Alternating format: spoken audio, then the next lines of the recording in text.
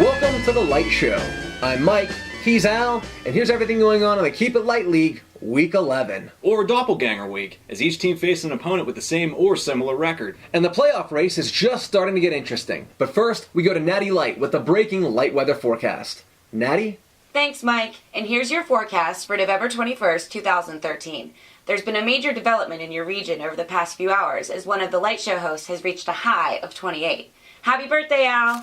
Oh, thanks, Natty Light. That's so kind of you. I got you a cake.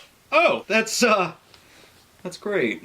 But that's not all. Some other Light Leaguers wanted to wish you a happy birthday as well. Kevin Teal said, "Happy birthday, make sure you keep it light on the 21st. Justin Hafner said, "A big ol' happy birthday to the second most important Italian in my life. I'd say first, but Amber's probably gonna watch this. You understand, winky face." Mike Ehrenfried says, "Happy birthday, Rico." And Dave Viscomi says, "Al, it's your birthday, and you can cry if you want to."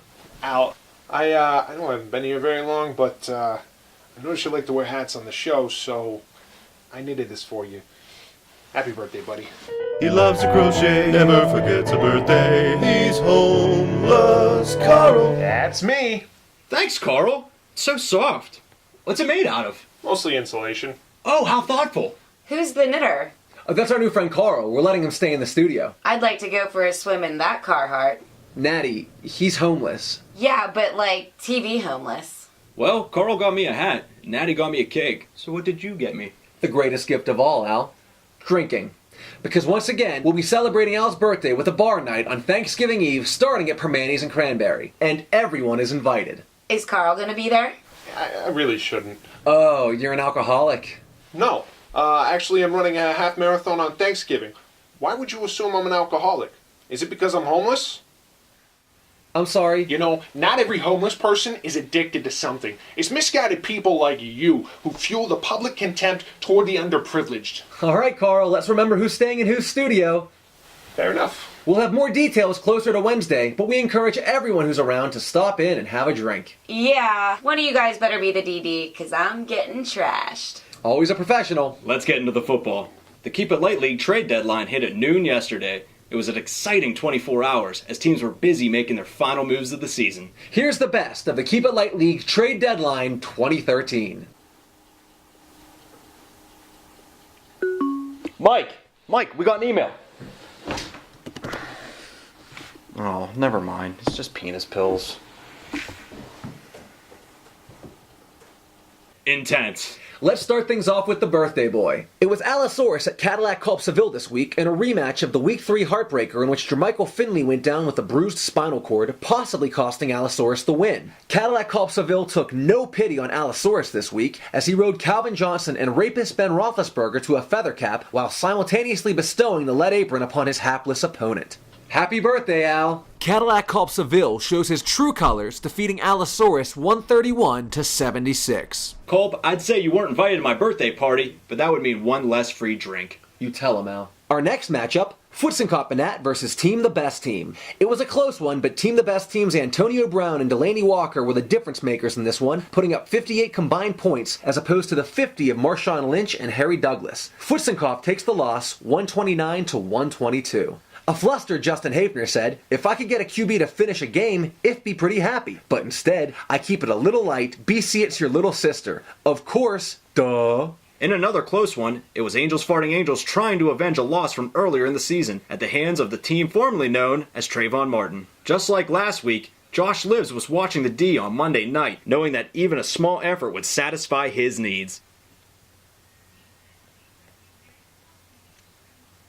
In fact, the only way Josh Livs could lose this one was by sucking enough to blow their lead. But that would have been entirely on the D. I'm glad you lost.